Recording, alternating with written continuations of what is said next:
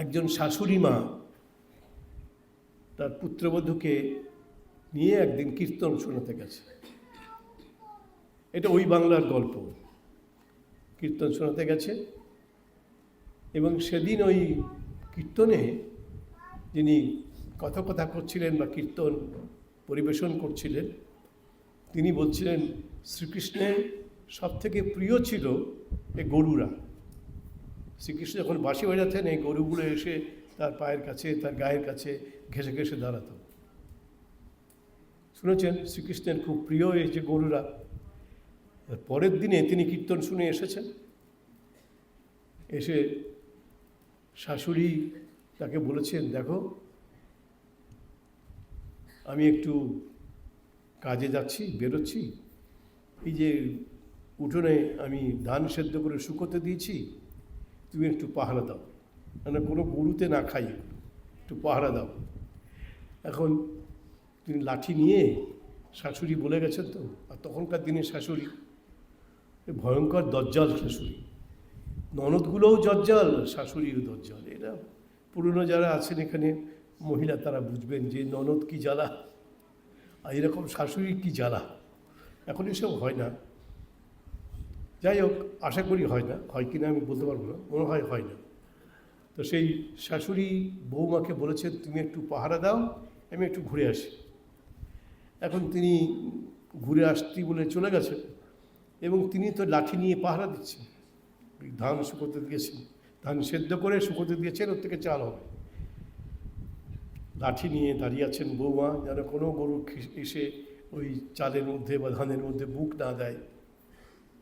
ইতিমধ্যে দেখছেন যে একটা গরু এসে প্রথমটায় লাঠি দেখে একটু থমকেছিল, দেখছি কিছু মারছে না, কিছু করছে না, তারাও দিচ্ছে না, তো ধানটা খেতে শুরু করলো।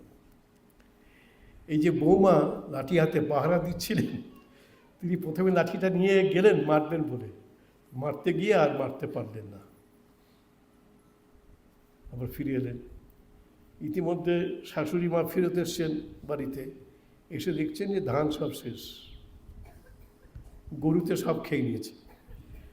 তখন এই যে তুবড়ি ফুটছে শাশুড়ির মুখে, সব বোনাসি, দেখলি না তুই, তখন তুই তোকারি করছে, সব ধান খেয়ে ফেললো, তোকে বলে গেলাম তুই পাহারা দিবি, তুই কী করলি, সব ধান শেষ করে দিল। শাশুড়ি মাকে বলছেন এই পুত্রবধূ যে মা, আমি তো পাহারা দিচ্ছিলাম, তাতে কোনো গরু এসে না খায় আমি দেখছিলাম, কিন্তু দেখলাম কালকে যে আপনি আমাকে নিয়ে গেলেন ওই কীর্তন শোনার জন্যে, সেই কীর্তন যিনি গাইছিলেন তিনি বললেন এই গরু হচ্ছে ভগবান শ্রীকৃষ্ণের অত্যন্ত প্রিয়। ওইটা মনে পড়ে গেল, আমি মারতে গেছিলাম লাঠি নিয়ে, কিন্তু আর মারতে পারলাম না। তখন শাশুড়ি বলছে, ও তুই একদিন কীর্তন শুনেই তোর এই অবস্থা হয়ে গেল যে গরুকে আর মারতে পারছিস না? আমি 30 বছর এই কীর্তন শুনে আসছি, আমি কীর্তন শুনি ওখানেই রেখে দিয়ে আসি, ওটাকে আর আমি বাড়িতে নিয়ে আসি না। এই যে কীর্তনের যেটা সার সত্য, ওটাকে আর বাড়িতে নিয়ে আসি না, আমি ওখানেই রেখে দিয়ে আসি। আর তুই একদিন গেলি শুধু দেখতে, তখন তুই তো গাড়ি করছো, তো আর ভালোবাসার কথা তুমি নেই। একদিন গিয়েই তুই শিখে গেলি ভগবান শ্রীকৃষ্ণের প্রিয় বলে আরও কিছু গালাগাল দিলেন। মা বলেন, শাশুড়ি মাকে বলছেন, মা আমি কি করব, আপনি তো নিয়ে গেলেন আমাকে এই কীর্তন শোনানোর জন্যে, তো একদিন কীর্তন শুনেই তো আমার জ্ঞান হয়ে গেল, তো আপনার 30 বছরেও হলো না? যে না, ওগুলো শুনে আসতে হয়, ওখানেই রেখে আসতে হয়, ওগুলো বাড়িতে আনতে হয় না, ওগুলো শুনেই রেখে দিয়ে আসতে হয়, বাড়িতে আনার ওগুলো জিনিস নয়।